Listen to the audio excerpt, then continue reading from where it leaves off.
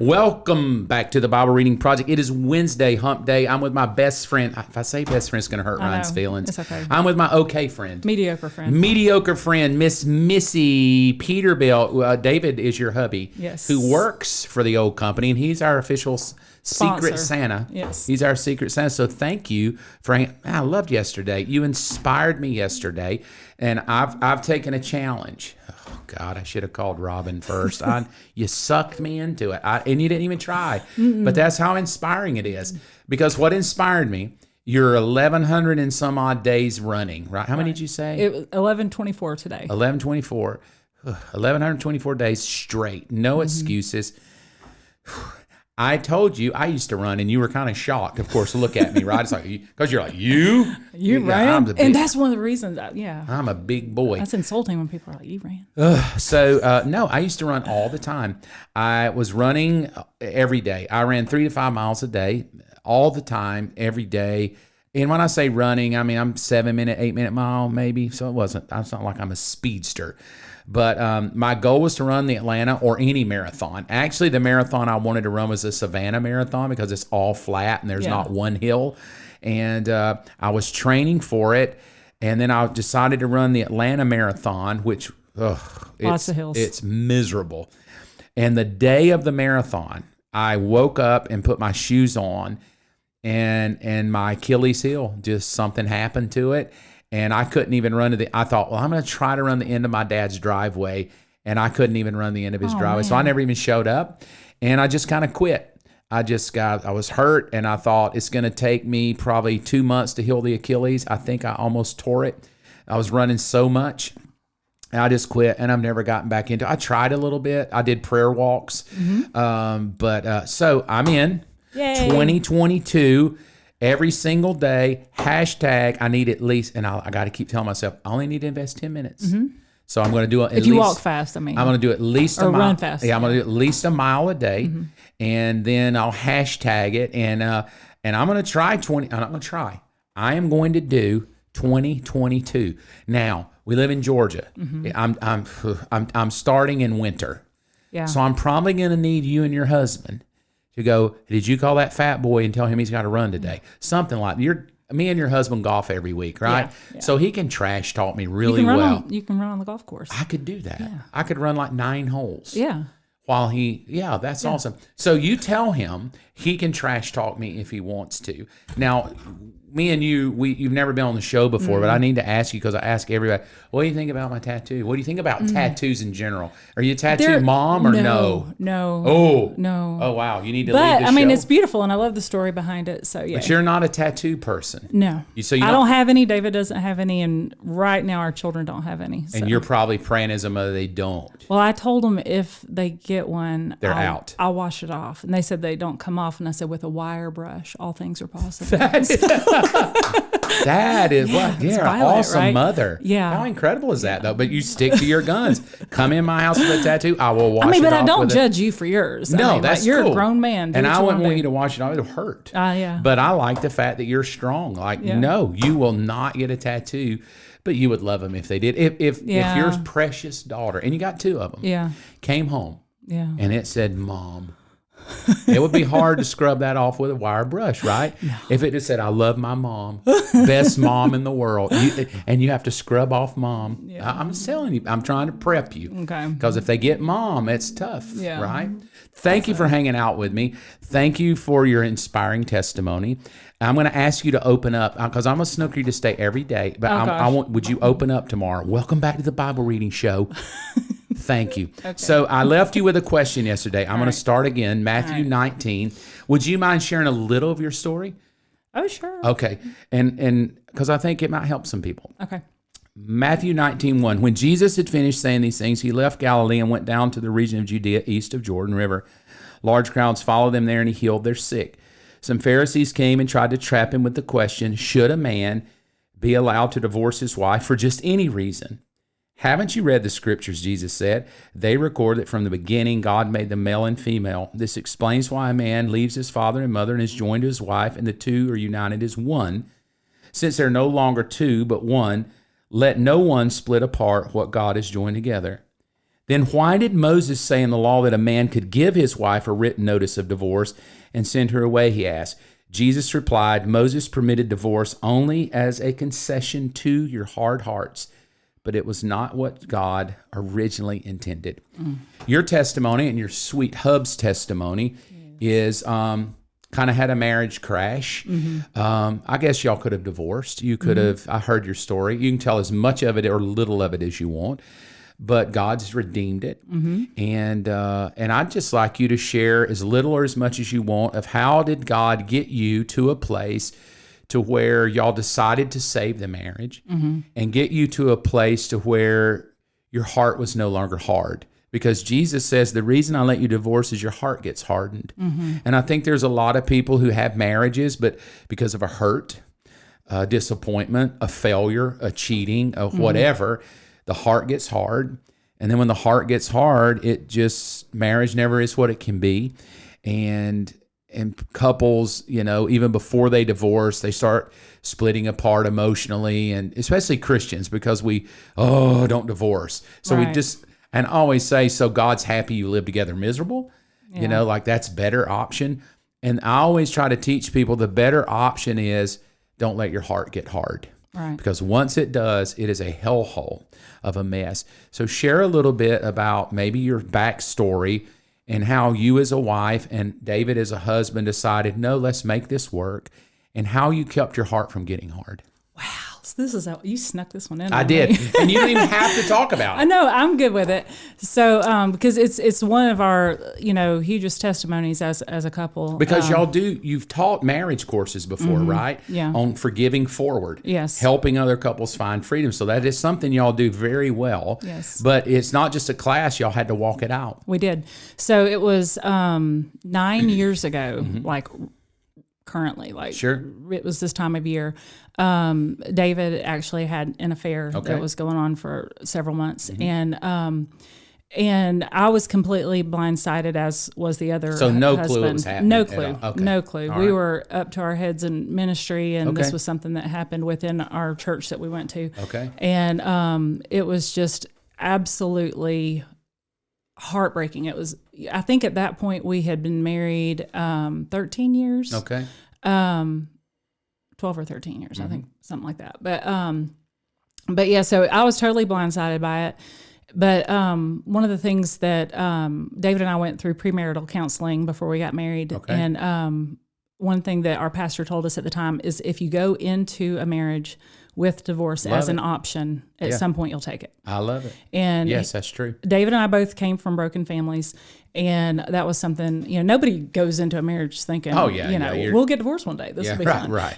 But but if it's part of your vocabulary, and you can use it, you'll use it. Right. So we we never fought like that or anything. We never. There's some people that just throw around the divorce word all the time as a threat or whatever. We were never like that, and I really feel like we had an extraordinary marriage. We did have an extraordinary marriage before all this, and that's part of why it was so blindsiding to me. But the night that everything came out, David even told me that I had a decision to make, whether or not we were going to be together. And I told him, I made my decision back in 1999. Oh, that's so good. And I wasn't speaking from a place of strength that night. It was just, I was resolute that I made that decision before we got married. Sure. And I even told him, your only way out of this is to die. Yeah, sure. And if you want me to arrange that, I might. Right. Yeah, no, that's great. So, I mean, it was very, very heartbreaking. So let me ask you, though. You make a decision to run 1,100 days. You make a decision in 1999, I'm never getting divorced. But here you are 9 years prior with a devastating, my husband, I had no clue. Did you have to work that feeling up not to divorce, or it was just like, I'm just not doing it, and whatever it takes, I'm going to make it work? Well, I knew I wasn't making any decision that night because, you know what I mean? Like Sure. this was trauma time, and so, but honestly, like walking it out, it came out in January of 2013.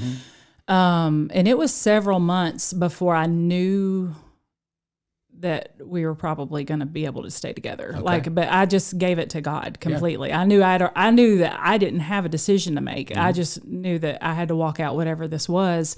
Which was not divorce. Well, on your point. I thought if he wants to divorce me, he can, but I'm not going to make it easy on you. Right, good, right. If you want to do this, you're going to do this. It, right. And so anyway, God was just closer to me. Not that he's not always close to us, but he was just so vocal to me, like just literally speaking to me through scriptures when I wasn't even reading the Bible, and just protecting me and just ministering to me so much. But that hardness of heart will sneak up on you. Absolutely. You will have the best of intentions to be forgiving, but you kind of feel like you need some time, or you feel like after a while, or maybe I'll forgive when they repent or whatever. And I didn't up until that point, and I was like 37-ish maybe when all that happened, 36, something like that. I think 36. And I thought I understood forgiveness, but I think it's a C.S. Lewis quote that says everybody thinks forgiveness is a good idea until you have something to forgive. Yeah, absolutely. Oh, absolutely true. And so that's where I found myself. And I felt like I really needed to forgive him because I had made a covenant with him, and we had children, and I had a marriage with him. And I thought I had forgiven him. But yeah, I found myself feeling tormented. Okay. And I was not sleeping well. I was crying all the time. I was just devastated because I was left with this train wreck of what once was a beautiful marriage. And I compared it to like a beautiful vase that had just been shattered, but not only shattered, but like shattered out in the yard where it's in the mud and people have walked over it. And I just felt like this was beyond repair, And so I went on like that for a while. Like I said, this came out in January. He and I had a breakthrough kind of in counseling like in May, and we were on a better course. But even then, our relationship was an insult compared to what it used to be. I was like, if this is the way it's always going to be, this sucks, you know? Yeah. But then in August of that year, my mom set us up with Bruce and Tony Hebel with Forgiving Forward, and we went and met with them one night, and they explained forgiveness to us in a way that I had never had forgiveness explained to us. And I really feel like it was like the second part of my salvation. Like I had always freely accepted God's forgiveness, but I had never really let it flow through me to something that really hurt. In a nutshell, what was it you learned about forgiveness then that was so different, that changed you? Well, first of all, forgiveness is not, like anytime someone wounds you, it's really between them and God. Like, it is between you and them, but it's really between them and God. Like David had a God issue before he had a marriage issue, and when I forgive someone, well, if I don't forgive someone, then I will be in torment. Yeah, that's what the Bible promises. Right. And, but when I do forgive someone, then that actually allows God to work on their heart. And it's the love of God that brings people to repentance. It's not you holding a grudge against someone. And so, I felt freedom that night. Like up until that night, I had anxiety, but I completely forgave him. I completely forgave her. I completely forgave 1,000 other things from my past that, awesome. Had made me a wounded person. And I learned how to walk in forgiveness. And that's huge too, because you'll never forget what happened to you, but how you respond to those triggers or whatever those reminders or whatever is everything. Because you can forgive someone today, and then tomorrow you can step right back into unforgiveness. And so learning how to walk that out is the key to freedom. And just knowing that when Jesus died on the cross for sins, it wasn't just for yours, it was also for everything anyone has ever done against you. So good. And so when we are, saying I'm going to wait to forgive them until they're sorry or when they apologize or whatever, then we are, predicating our forgiveness on what they're doing instead of what Jesus already did. And that was just, accepting Jesus's blood as payment in full for the things that were done against me. It was just completely freeing because I'm like, this is no longer between me and them. That's so good. And so, and God just did something extraordinary in both of our lives. David was able to forgive himself, and he was able to forgive a lot of things from his past that led to that behavior. And we literally, I thank God for it now, because I never would I have chosen to walk down that road or to, go in that classroom, but I thank God for it now because I know, first of all, there's no any person can fail you, but God never will. Right. And when you truly understand what forgiveness is, like it's impossible that no offenses will come. So when you really understand what forgiveness is, and when you try to live a life of an unoffendable life, if you will, like, it's not that bad things aren't going to happen to you, but when your first reaction is to move towards forgiveness, that's when we really show God's love to other people. I think that's what softens the heart, right? Yeah. Because I'm sure you could have probably said to David, you're 5 months into it, you don't deserve my forgiveness yet. In other words, you got to earn it. And I think there's something about it can't be earned. It can't be earned. It has to be given. And I think that's a powerful thought, that when you've been offended, we want people to earn it back. The forgiveness, trust is different, but the forgiveness of, no, I just choose to forgive you. You don't earn my forgiveness. I do it. Do y'all teach that course still? We haven't in a while, but we do periodically. Well, here's what I would love you to do. I'm taking a challenge, right, to run. Okay. Oh, Jesus. But 10 minutes. Keep reminding me of that. It's only 10 minutes. And I want to do that. Would you and David pray about taking a weekend? Can you do it in a weekend, like a weekend course? Yeah. That we sometime next year could just do a weekend on forgiving forward to help people that may be struggling or have been hurt. And so I don't know how to forgive. I've been divorced, or can't forgive what my spouse did to me. Would y'all pray about that? Yeah. That would be awesome. I think it would be great. It's inspiring just to hear you talk about forgiveness and how, real quickly, from the point of forgiveness, as you move, how did you all move forward? Did you continue in counseling? How did you move to where y'all are today, which God uses you, happy, other than he may hunt and lose a lot of golf balls. Yeah. But how did you move? I know it was a process, right? It wasn't overnight. Is there anything other than the forgiveness you look back and go, we did this and it really helped us find healing?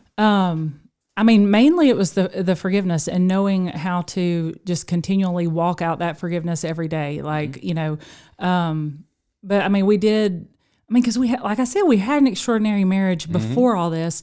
As our kids have gotten older, we've been freed up to go do things together that we couldn't do before, like take trips and stuff like that. But mainly it's the forgiveness, and God has really allowed us to coach dozens of couples. I don't even know. I should do a count and see how many couples that we have helped through this. That's awesome. It's amazing, because I'll never forget. It was August 23rd, 2013, when we went and met with Dr. Bruce and Tony Hebel, and that day is just as special to me as our anniversary. And so it's so neat that there are other couples who have come to us that God has saved their marriage through this word. And it's just so neat, because the enemy wants to steal, kill, and destroy, and he wants to, divide marriages. He hates strong families. And so when you're able to, fight that battle and win, it's just awesome. It is awesome. And thank you so much for letting me put you on the spot. Wonderful testimony. And we're going to be praying for you. And if you have a specific prayer request, drop it in a message and let us know. And then we'll keep you updated about a Forgiving Forward weekend. I know you'll be blessed. I've been blessed. We'll see you tomorrow.